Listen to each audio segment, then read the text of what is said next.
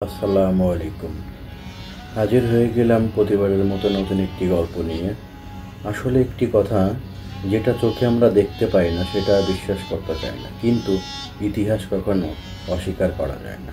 তাই আজকে বহু পুরনো এক ইতিহাসের গল্প তুলে ধরবো আপনাদের কাছে। আজকের গল্পের নাম আতাহারি কেল্লার রাজ্য। মরুর বুকে এক স্বর্ণযুগ। পৃথিবীর মানচিত্রে আজ সেই স্থান নেই, কিন্তু বহু শতাব্দী আগে আজকের সৌদি আরবের পশ্চিম দিকে মরুভূমির বুকে ছিল এক গৌরবময় রাজ্য আতাহারি। সেই রাজ্যের রাজা ছিলেন হুমামুর রহমান। তিনি ছিলেন একাধারে দয়ালু, সাহসী, আবার ইমানদার শাসক। রাজ্য ছিল সমৃদ্ধ, সুবিচারপূর্ণ এবং এককালের ব্যবসা বাণিজ্যের কেন্দ্রবিন্দু। আতাহারি কেল্লা ছিল সেই সময়ের সবচেয়ে নিরাপদ দুর্গ। চারদিকে উঁচু প্রাচীর, পাহারা দিচ্ছে হাজারো তীরন্দাজ। ভিতরে ছিল সুবিশাল জাদুঘর, মসজিদ ও মোহরের খনি। রাজ্য চালাতেন ইসলামী শরীয়ত মেনে। ফ্রাইডে খুতবাতে তিনি নিজেই হাজির থাকতেন, বয়ান করতেন ন্যায় বিচারে। সেই সময়ের পাশে সব রাজ্য আতাহারির প্রশংসা করত। শত্রুরাও ভয় করত না যতটা আতাহারিকে শ্রদ্ধা করত। কিন্তু সমস্যা শুরু হয় রাজা হুমামের একটি স্বপ্ন দিয়ে। এক রাতে রাজা স্বপ্ন দেখলেন আতাহারির আকাশ রক্তে লাল, প্রাসাদের মিনার আগুনে জ্বলছে, আর দূরে দাঁড়িয়ে আছে মুখ ঢাকা একজন লোক, হাতে তলোয়ার। তিনি ঘুম থেকে উঠে কাঁপতে কাঁপতে বললেন, আতাহারিকে কেউ বাইরে থেকে ধ্বংস করতে পারবে না, কিন্তু ভিতরের একজন বিশ্বাসঘাতক আমাদেরকে শেষ করবে।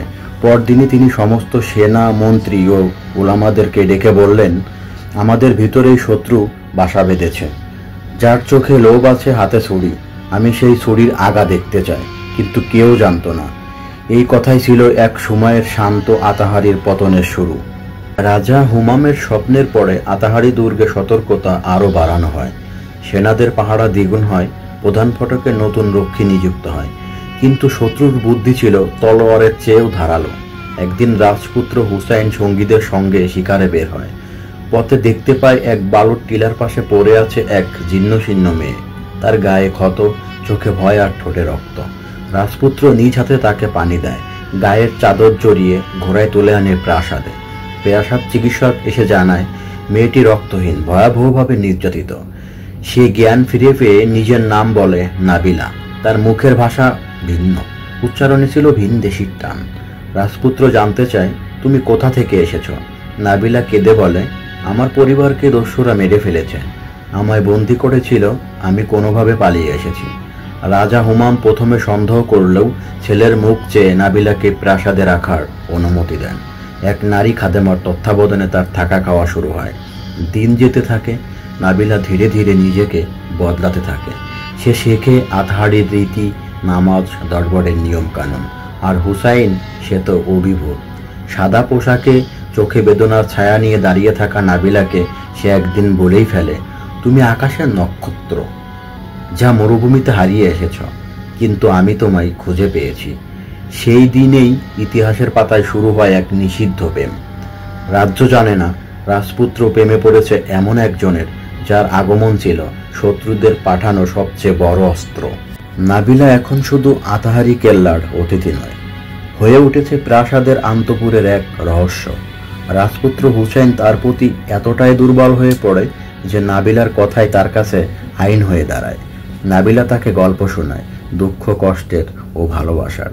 আর হুসাইন চোখ বন্ধ করে সেই গল্পে যেন হারিয়ে যায়। এক রাতে তারা কেল্লার ছাদে বসে চাঁদ দেখছিল।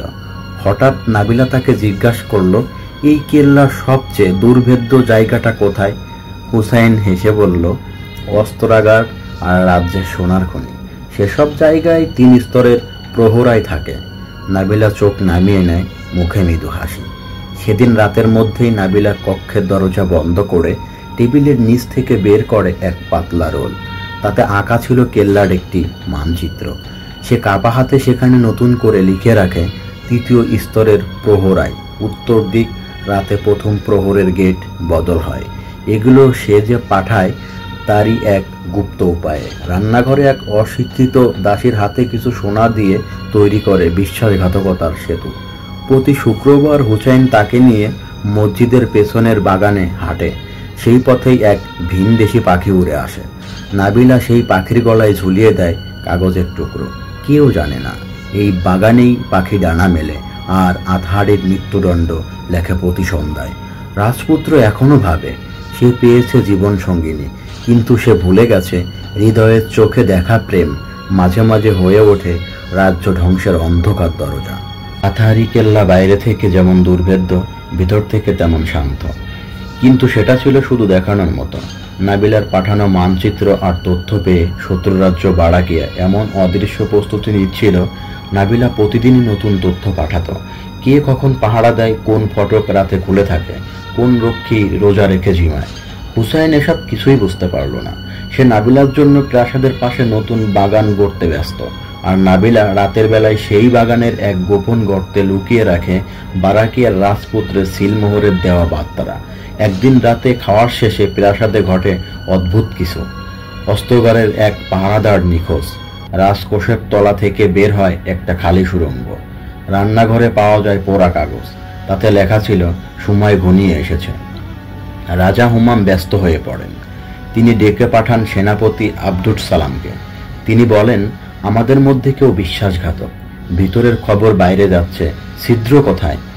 সেনাপতি সন্দেহ করেন রান্নাঘর বা আন্তপুরের কেউ জড়িত। নিরাপত্তা আরও বাড়ে, কিন্তু নাবিলা ততদিনে যা জানার জেনে গেছে। সে জানে আতাহারির ফটক খুলবে পরের শুক্রবার রাতে। 3টি দিক থেকে বারাকিয়া সেনারা ঢুকবে। শুধু 1 ঘন্টা লাগবে এক রাজ্য ধ্বংসে।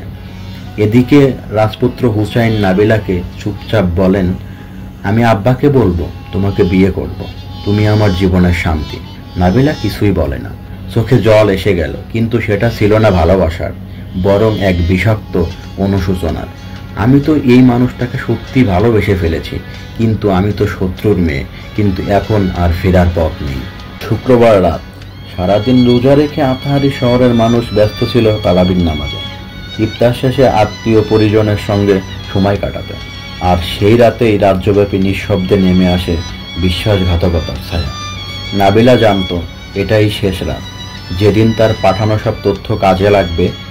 3 দিক থেকে বারাকিয়ার সৈন্যরা মরুভূমির ছায়ায় এগিয়ে আসছে।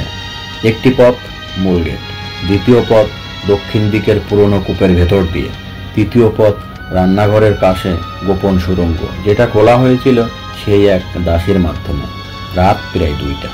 প্রাসাদের ভিতর সব শান্ত। নাবিলা নিজ হাতে হুসাইনকে চাদর গায়ে জড়িয়ে দেয়। তার চোখে পানি, মুখে মিথ্যা হাসি। হুসাইন ঘুমিয়ে পড়তেই নাবিলা বেরিয়ে আসে। সে নিচু স্বরে রান্নাঘরের পাশের দরজা চাপড়ে দেয় 2 বার। ভিতর থেকে বের হয় বারাকিয়ার এক গুপ্তচর, আতহারির পোশাকে। দরজার চাবি নাবিলা তুলে দেয় তার হাতে আর বলে, এই গেট আজ রাতেই খুলবে, জেগে উঠবে আগুন। ভুল করিনি তো? সেই গুপ্তচর তাকিয়ে বলে, রাজপুত্রকে ভালোবেসে ভুল করেছ, কিন্তু রাজ্যের খবর দিয়ে ঠিকই করেছ। এটাই ইতিহাস। রাত 3:14 আতাহারি কেল্লার পূর্ব গেট খুলে যায়, আর প্রথম আগুনের তীর এসে পড়ে প্রাসাদের উত্তর দেওয়ালে। সাথে সাথে চিৎকার, হাঁসফাঁস, রক্ষীদের তলোয়ারের শব্দ, নারীদের কান্না, সব একাকার। হুসাইন ঘুম থেকে উঠে দেখে চারদিকে আগুন, ধোঁয়া, আর দরজায় দাঁড়িয়ে আছে একজন সৈন্য, বারাকিয়ার চিহ্ন গায়ে। সে ছুটে গিয়ে নাবিলাকে খোঁজে, কিন্তু নাবিলা তখন দাঁড়িয়ে কাঁদছে দক্ষিণের মসজিদের পেছনে, যেখানে সে প্রিয়জনের নয়, ইতিহাসের কাছে বিচার চাইছে। রাতের আকাশ লাল আগুনে জ্বলছে। আতাহারির প্রাচীন মিনারগুলো ধসে ধসে পড়ছে একে একে। চারদিক থেকে বারাকিয়া সেনারা ঢুকে পড়েছে। গণহত্যা, লুটপাট, আতঙ্ক, সব মিলিয়ে এক বিভীষিকাময় চিত্র। রাজা হুমাম নিজের তরবারি হাতে বেরিয়ে আসেন, চোখ রক্তবর্ণ, মুখে বজ্রসম কণ্ঠ। আমরা মরুভূমির সন্তান, মরব, লড়াই করব। রাজার এক ডাকে প্রাসাদের বাকি রক্ষীরা জড়ো হয়। তারা ছোট একটি বাহিনী নিয়ে অস্ত্রাগার রক্ষা করতে বেরিয়ে পড়ে। এদিকে রাজপুত্র হুসাইন দৌড়ে ছুটে আসে মসজিদের পেছনে। নাবিলাকে জড়িয়ে ধরে চিৎকার করে, তুমি কেন? আমি তো তোমায় ভালোবেসেছি, বিশ্বাস করেছি। নাবিলা কাঁদতে কাঁদতে বলে, আমাকে ওরা পাঠিয়েছিল ধ্বংস করতে, কিন্তু তোমার ভালোবাসায় আমি নিজেই ধ্বংস হয়ে গেছি। সে পায়ের নিচ থেকে তুলে নেয় নিজের গোপনে রাখা ছুরি। হাত কাঁপছে, চোখ বেয়ে অশ্রু গড়াচ্ছে। হুসাইন, আমার এই হাতেই তোমার রাজ্যের দরজা খুলেছে, আর এই হাতেই আমি নিজের বিচার দেব। নাবিলা ছুরিটি নিজের বুকে বসিয়ে দেয়। হুসাইন চিৎকার করে ওঠে, না। নাবিলা ধীরে ধীরে মাটিতে পড়ে যায় আর বলে, আমি বিশ্বাসঘাতক, কিন্তু ভালোবাসার কাছে হেরে যাওয়া এক বিশ্বাসঘাতক। হুসাইন তাকে কোলে তুলে ধরে, আগুনের পেছনে দাঁড়িয়ে কাঁদে। সেই মুহূর্তে তাকে ঘিরে ধরে বারাকিয়ার 2 সৈন্য। তলোয়ার উঠে যায় আর এক প্রহরের মধ্যে আতাহারির ইতিহাস রক্তে লেখা হয়ে যায়। ছায়ের নিচে গোপন আগুন, আতাহারির ধ্বংস। প্রাসাদ ধুলোয় মিশে গেছে, মিনার নেই, পতাকা নেই, শুধু ছাই আর লাশ। নাবিলার রক্তাক্ত দেহ পড়ে আছে মসজিদের পাশে। হুসাইনকে আহত অবস্থায় বন্দি করে নিয়ে গেছে বারাকিয়ার সেনারা। বারাকিয়ার রাজা জুলফিকার হাসছে, কারণ 100 বছর পরে সে আতাহারির পতাকা মাটিতে ফেলতে পেরেছে। কিন্তু ছায়ের নিচে তখনও গোপনে জ্বলছে কিছু আগুন। দূরের পাহাড়ে, যেখানে একদা রাজা হুমারের ভাই মুকাররম নির্বাসিত ছিলেন, তিনি খবর পান আতাহারির পতন হয়েছে। সে রাতে তিনি কাঁধে তরবারি তুলে বলেন, আমার ভাইয়ের রক্তে এই মাটি ভিজেছে, এখন প্রতিশোধ সময়ের অপেক্ষা। তিনি গোপনে 75 জন বিশ্বস্ত যোদ্ধাকে ডেকে গোপন শপথ নেন। তারা আতাহারির ছায়া হয়ে রয়ে যায় মরুভূমিতে। রাতের আধারে তারা আক্রমণ করে বারাকিয়ার ছোট ঘাঁটিগুলো, লুটে নেয় অস্ত্র, খাবার, ঘোড়া। ধীরে ধীরে তৈরি হতে থাকে নতুন আতাহারি। এদিকে হুসাইনকে কারাগারে রাখা হয়। তার চোখে কিছু নেই, না ভয়, না কান্না, শুধু একটাই কথা। সে বারবার বলে, আমি যাকে ভালোবেসেছি সে আমায় ভাঙল, এবার আমি গড়ব ইতিহাস। তাকে হত্যা করতে চায় বারাকিয়ার সৈন্যরা, কিন্তু রাজা জুলফিকার বলে, না, আমার রাজ্যে সে জীবিত থাকবে, যেন প্রতিদিন আতাহারির ছাই চেয়ে সে পড়ে। তবে জুলফিকার জানতো না, একজন হেরে যাওয়া প্রিন্স যখন প্রেম হারায় আর রাজ্য হারায়, তখন সে রাজা নয়, ইতিহাস হয়। 7 মাস পেরিয়ে গেছে আতাহারি পতনের পর। বারাকিয়ার রাজা জুলফিকার ভেবেছিল আতাহারির নাম মুছে যাবে ইতিহাস থেকে, কিন্তু সে জানতো না ছায়ের নিচে লুকিয়ে আছে আগুন, আর আগুনের নাম মুকাররম। নির্বাসিত সেই রাজভ্রাতা এখন মরুভূমির যোদ্ধাদের নেতা। সে গোপনে তৈরিতে ব্যস্ত আতাহারির মুক্তি বাহিনী, যাদের প্রতিজ্ঞা 1 ফোঁটা রক্তের বদলে শত্রুর বুক চিরে জবাব। এদিকে মুকাররমের প্রস্তুতি, অন্যদিকে রাজপুত্র হুসাইন বন্দী অবস্থায় গড়ে তোলে বিশ্বাসযোগ্যতা। কারাগারে সেই ইচ্ছা করে শান্ত, নম্র, আজ্ঞাবহ রূপ নেয়। তাকে দেখে জুলফিকারের কন্যা রাজকুমারী সমিহা ভুলেও সহানুভূতি দেখায়। সে সমিহায় একদিন গোপনে এসে বলে, তুমি মুক্তি চাও? হুসাইন মাথা নাড়ে, শুধু ফিসফিসিয়ে বলে, আমি কারাগার থেকে না, ইতিহাস থেকে মুক্তি চাই। সমিহা তাকে একটি মানচিত্র দেয়, বারাকিয়ার সেনাঘাঁটি, অস্ত্রগার ও পাহাড়ার বিন্যাস। এদিকে মুকাররম রাতে একের পর এক আঘাত হানে বারাকিয়ার ছোট ফটকগুলোতে। তার আক্রমণ এত নিখুঁত, বারাকিয়ার জেনারেলরা বুঝতে পারে না কারা হামলা করছে। তারা বলে, এ যেন মরুভূমির ছায়াযুদ্ধ, মানুষ নয়, ভূতে যেন রাতে অন্ধকারে ছুটে আসে। শেষ রাতে রাজা জুলফিকার ঘোষণা দেয়, আমরা আতাহারিকে ধ্বংস করেছি, এবার ওদের ইতিহাসও শেষ করব। আর ঠিক তখনই হঠাৎ করে রাজপ্রাসাদের টাওয়ারের আগুন জ্বলে ওঠে। প্রথম আঘাত এসেছিল ভিতর থেকেই, কারণ ইতিহাস বলে, যে রাজ্যকে বাইরে থেকে ধ্বংস করা যায় তাকে গড়ে তোলা যায় ভিতর থেকেই।